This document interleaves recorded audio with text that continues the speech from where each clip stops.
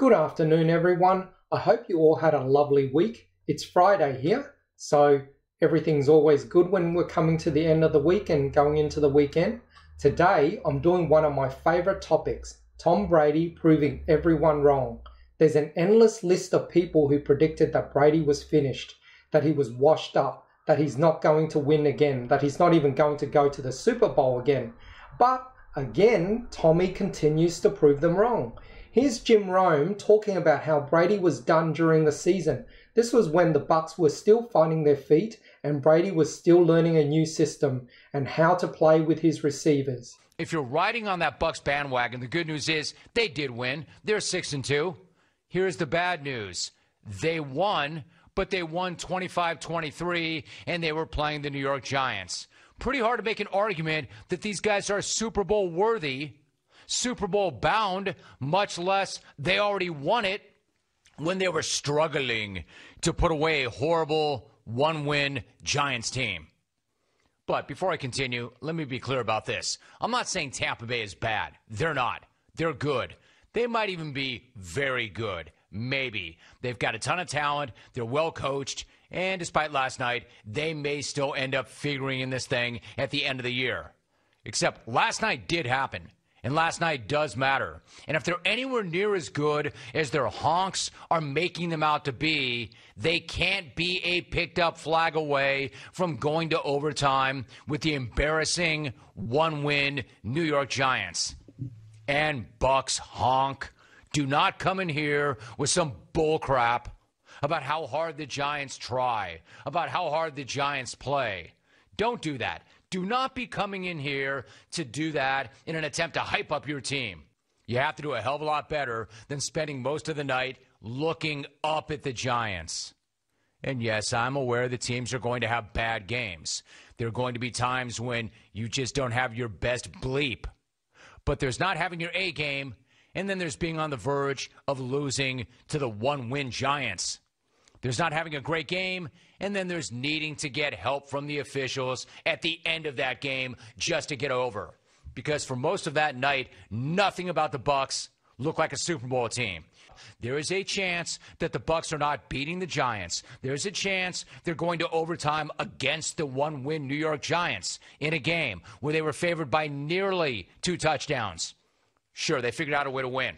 Credit to them for that, but maybe, just maybe, we pumped the brakes on the Buccaneers parade route because nothing about that game or that win says Super Bowl. And here's Jim again after the Bucs won Super Bowl 55. Most of the world, myself included, is smashing a croissant and chasing it with a nice big slice of humble pie today. And it tastes exactly like avocado ice cream. Because for all of the Tom Brady haters, this time the old man was supposed to get his, right? This time was supposed to be revenge time. This time he was going to get worked and exposed on the big stage. I mean, let's face it. He got over and he got lucky in Green Bay in the NFC Championship game. He imploded in the second half with those 3 picks. The defense bailed him out in that game.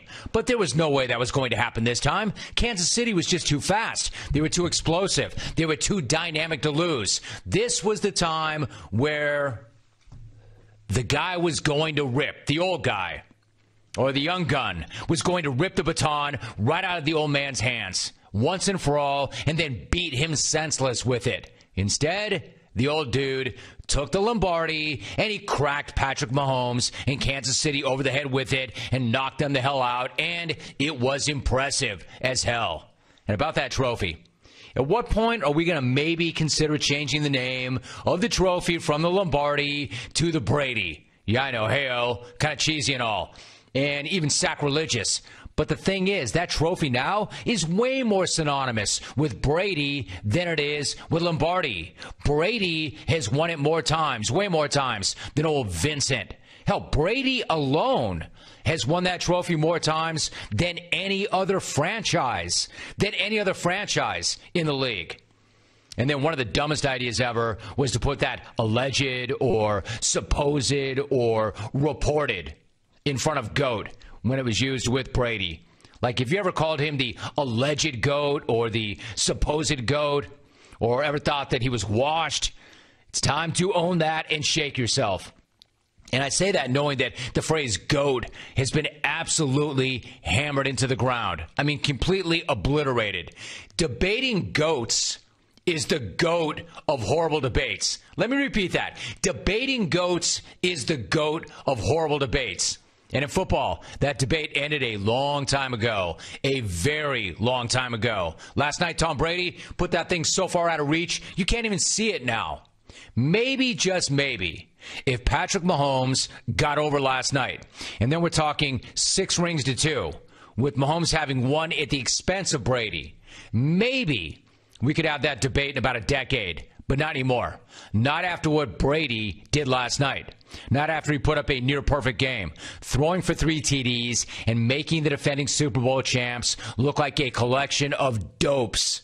I do respect Jim for having the courage to admit he was wrong and owning up to what he said after the Week 8 game against the Giants. I actually don't have a problem with any sports analyst getting it wrong. It takes a fair bit of courage and grit to put your opinions out there and then opening yourself up to getting smashed when you're wrong. I know it's part of their job and they're getting paid for it, but still, trying to predict the future, you generally get most of that stuff wrong. However, I do believe that if you've been proven wrong, like how many times Brady has proven these people wrong, that you should actually own up to it and give these players their props. So let's hear more from Jim Rome doing the right thing and giving Brady his flowers. Tom Brady is the GOAT. Brady is the GOAT. Dude is like the goatiest GOAT who ever goated. He's Goaty McGoaterson from the town of Goatville. Like, there is no debate. He is the GOAT football player. There's everybody who has ever put on a helmet and shoulder pads, and then above all these people is Tom Brady. Like, Joe Montana was the gold standard. And I always thought so. And I love Joe. I love Joe. Joe was the gold standard. But Brady has nearly doubled up Joe. Doubled him up. He's got Joe Montana's rings plus Troy Aikman's rings. Yeah, I mean, do you understand how utterly insane that is? Let me put it to you another way. He's got John Elway's rings, plus Peyton Manning's rings, plus Roger Staubach's rings, plus Brett Favre's ring, and Dan Marino's rings. And I'm not running Marino onto the bus. I'm not doing that to take a shot at Dan. It's to prove that you can be an absolutely amazing player and still not win a ring.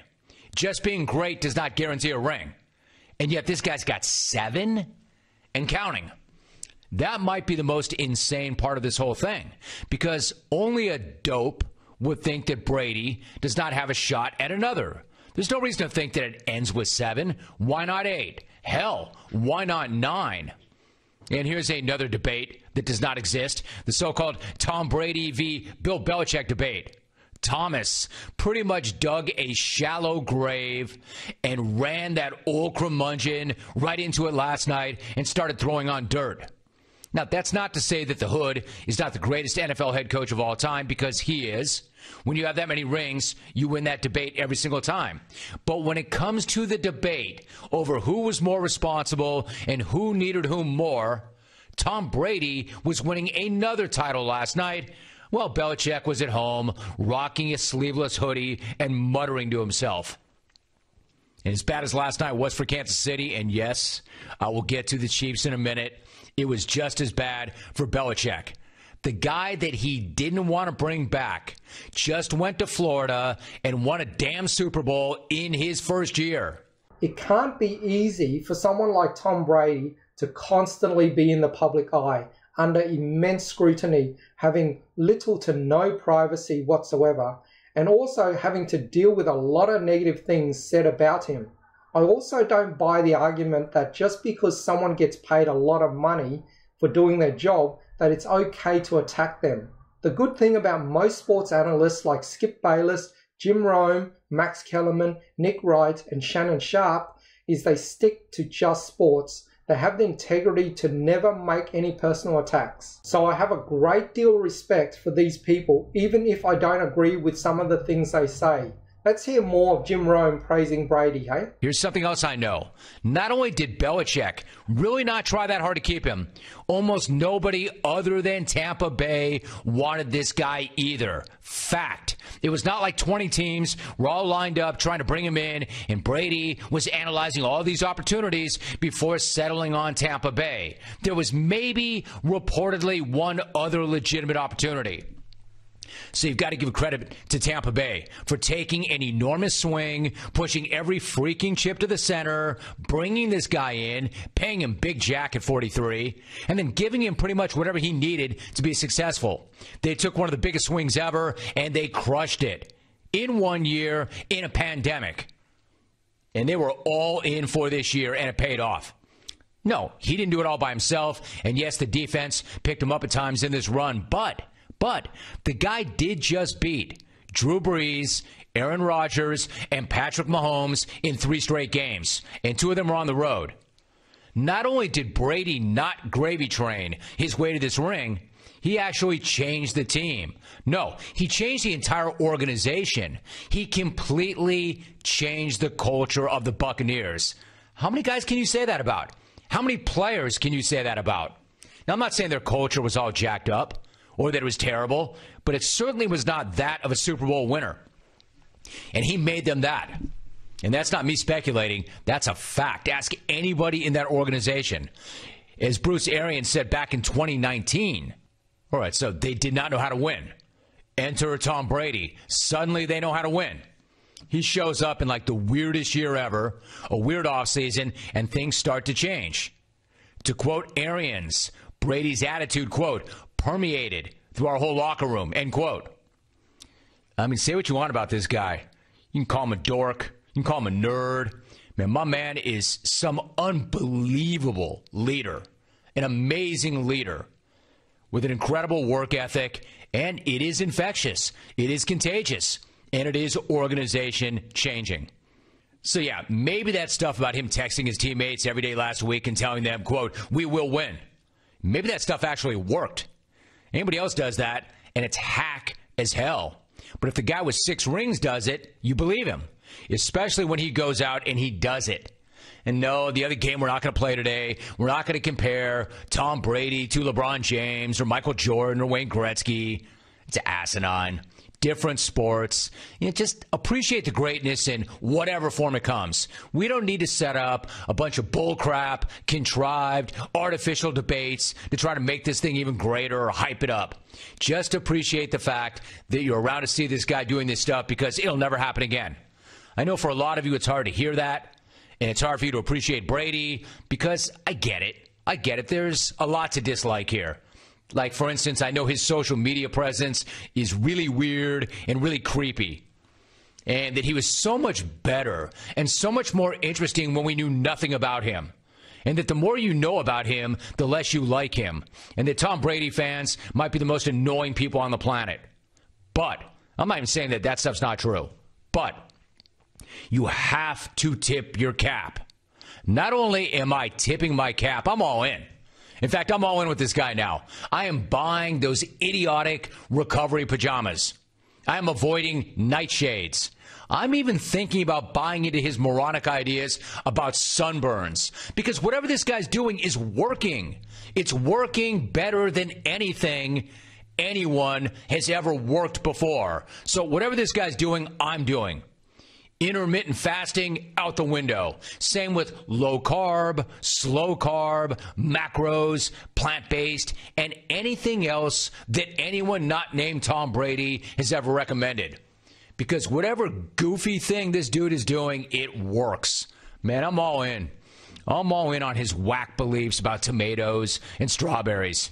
Like I said yesterday in the pregame show, that you never pick against Tom Brady. That picking against Brady in the Super Bowl is like picking against Santa on Christmas. And then what did I do? I went with the Deke. I went out and I picked against him. So hear me now. I am never picking against that old dude ever again at anything. I just don't care. This guy can play till he's 50, and I still would be picking him to win, and I'll be sitting there smashing on avocado ice cream sundaes while I'm doing it. So, Props. Pops. I never, ever have seen anything like it or you. Big ups, big dude. And if there's part of you that thinks or hopes that maybe this guy was going to walk off on that, maybe ride off into the sunset on that, like John Elway, you'd be dead wrong. And good luck with that. The other 31 NFL teams. And again, as impressive as anything he did on the field, I think I'm most impressed with the way he impacted that team, that culture of that organization. Again, who does that? I can't get enough of hearing the doubters eat crow. I'm sorry, but it's so enjoyable. I also think Brady deserves all these praises to constantly be highlighted. Because if you remember, before the 2020 season started, the poor guy was copping so much from everywhere. He was getting smashed with all these negative comments and opinions about how he was washed up, how he was done, how he'd lost his arm strength, his accuracy was gone, how it was just Bill Belichick's system. But, he's come back and he's proven everyone wrong. I think only Skip Bayless, Will Kane, and obviously his former teammates like Rodney Harrison, Teddy Bruschi, and Randy Moss were the only ones who stood by him. I'm sure there was a few more, and I apologize for those people that I haven't named, but those are the few that come to mind, and that there were only actually a few people that actually did it. But outside of that, Brady was getting smashed. So let's hear more of Shannon Sharpe, Eric Dickerson, and other naysayers getting proven wrong, shall we?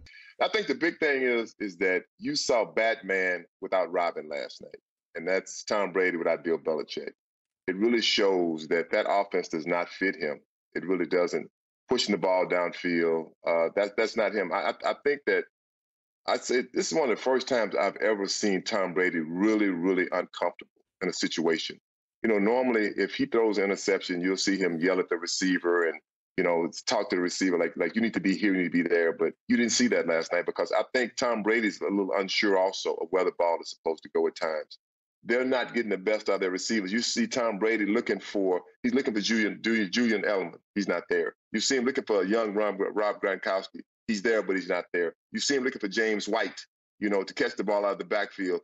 He's not there. So for me, I say you see Batman without Robin right now, and that's Tom Brady without Bill Belichick. And, I think they really go hand in hand. Well, I got to say, the old-ass man is proving me wrong. And let's not forget, Tom Brady is a great quarterback, possibly the greatest quarterback to ever play. Not having no OTAs, not really knowing this offense very well, a new football team, a new city, new offense, everything. In the last 3 weeks, he has 15 touchdowns, 1 interception. I mean, he's playing fantastic. I mean, he's throwing the ball as good or better than any quarterback right now in the National Football League. That touchdown he threw to Scotty Miller in the corner of the end zone was a perfect throw. I mean, it had to be perfectly thrown, and he's throwing it. It's almost like he's playing 7-on-7 football when you watch him. I mean, this pass right here. I mean, it's like that pass right is perfect. I mean, if not, he's out the end zone.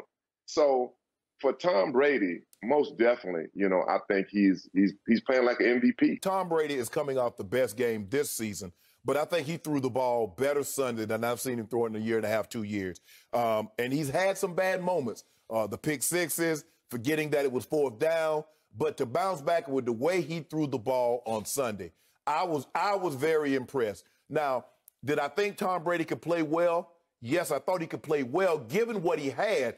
I'm surprised that he's playing as well as he is so early. And I think the biggest thing is, I don't care what anybody says, this is not Bruce Arians' offense. They're letting Tom Brady do what Tom Brady does. A lot of shallow crosses, a lot of overs to Gronk, and we can see Skip. We seeing Gronk starting to look like Gronk again. He is. We see Scotty Miller running a lot of the routes that Amendola, Edelman ran. We see him accept the run. They didn't get down the field like this kid. This kid can get down the field. You know what? I think he runs 4.3. Yeah, he can run fast. I don't know if he's 4.3, but he can run fast. And Brady was going to be in the conversation for MVP. I got Tampa 30-28. I will take Kansas City to win 31-24. Chiefs 31-24, Patrick Mahomes MVP. I've got the Chiefs, -3. Brady will win his 7th ring with his 7th game-winning drive in the 4th quarter, or to your point, overtime. I'm going to go with the Kansas City Chiefs. I think they have too many weapons. I got to go with Tampa. Why? And because Gronk is a good friend of mine, and the running back is a good friend of mine. You know his name, don't you? Yeah, I know his name. Yeah, what's his name? You just call him running back when you see him? Ernie? Yeah, Kansas City. So I'm going with Mahomes and Kansas City. Tom Brady is the greatest football player ever, arguably the greatest jock ever, in my opinion. But I cannot go against Pat Mahomes and Travis Kelce. All right, well, better then. He wants to bet with you. Well, make it light on yourself, little fella. Hey. Ain't no fear over here. All right, bet. All right, 5. What's the bet? 5. 500. Okay, very good. And straight up, or you? 500 pennies. I say straight up. The line is 3. So you would get 3 points. I don't like that, Ernie. I'm from the hood. I don't even know what that means. Okay, hey, 5. 5 what? You know we ain't gonna bet $500. Oh, 5 Stizacks? Yes. Okay, let's do it. Yes. Okay, for the last, I think, 7 days now, we've been having, here in Sydney, we've been having an average temperature of about 12 degrees Celsius at night, which is about 53, 54 degrees Fahrenheit. And I thought of the dumbest idea. I thought I'd start having these cold showers so I can get used to the cold. And I know that 54 degrees Fahrenheit is laughable for everyone out there that's not Australian, and that's not me. But oh my God, I think I might have made a mistake with these cold showers. I can tell you now, shrinkage is not good for the ego. But I'm going to keep it up, see how I go. Okay, sorry for talking about that. That might have been too much information. Have a lovely day, everyone. Brady deserves the props and the proper recognition that he... I'm going to have to start all over again. Sorry, insert 3 again. And owning up to what he said after the Week 8 game against the Giants. I don't know why I'm having trouble saying Week 8 game.